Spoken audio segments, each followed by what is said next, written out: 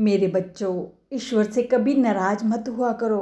वो तुम्हारे माता पिता हैं, हमेशा तुम्हारा ध्यान रखते हैं।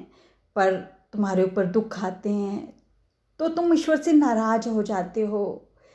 एक बार चिड़िया ने खुदा से पूछा, ऐ मेरे रब, बड़ी मुश्किल से घोंसला बनाया था, तूने तूफान भेज दिया और मेरा घर उजाड़ दिया।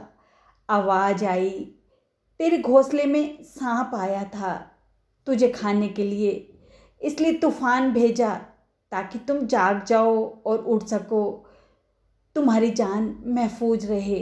अगर तुम जिंदा रहोगी तो और घोंसला भी बना पाओगी।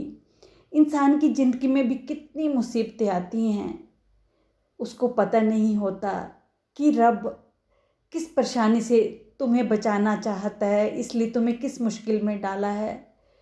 तुम जो कुछ भी ईश्वर करे उसकी रजा में राजी रहा करो। सुख आता है कभी ठहरता नहीं, और दुख आता है तो वो भी नहीं ठहरता, परंतु परमात्मा का आनंद आता है तो ये कभी नहीं चाहता, कभी नहीं मिटता, हरदम साथ रहता है। मेरे बच्चों, ईश्वर हमेशा तुम्हारे साथ रहते हैं, तुम्हारे माता पिता हैं, तुम्हारी देखभाल करते हैं। भगवान तक पहुंचने के लिए संघर्ष करने की आवश्यकता नहीं होती, लेकिन जो आपका मन है ना, उसने अहंकार के, ईर्ष्या के, विकारों के ना जाने कितने पर्दे लगाए हुए हैं। उन पर्दों को दूर करने के लिए तो संघर्ष करना होगा।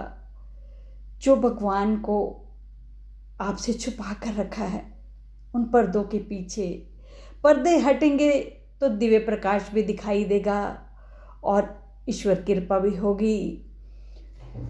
कौन से कपड़े पहनूं जिससे मैं अच्छा लगूं, तुम हमेशा यही सोचते हो, पर कौन सा कर्म करूं जिससे मैं भगवान को अच्छा लगूं, ये तो कभी सोचते नहीं हो तुम। शरीर सुंदर हो या ना हो, पर शब्दों को सुंदर होना चाहिए, क्योंकि लोग चेहरे को भूल जाते हैं पर शब्दों को नहीं भूलते।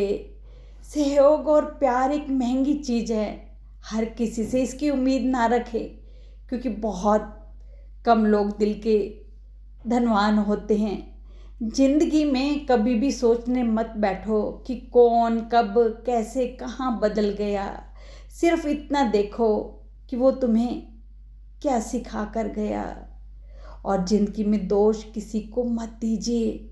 अच्छे लोग खुशियाँ लाते हैं और बुरे लोग तजुर्बा देकर जाते हैं।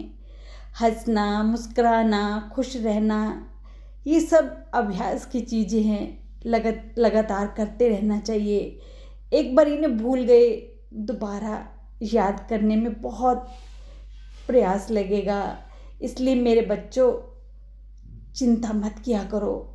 शरीर निर्वाह के लिए तो चिंता करने की ज़रूरत नहीं, पर शरीर छूटने के बाद क्या होगा, इसकी चिंता करने की ज़रूरत है। समझ गए ना मेरी बात, कि कर्म अच्छे होने चाहिए, क्योंकि जब शरीर के बाद जो तुम्हारे कर्म होंगे ना, उसी से तुम्हारी नई जिंदगी तय होगी। इसलिए अपने कर्म सोच समझ के किया करो मेरे बच्चों। सदा खुश रहो, खुश रहो।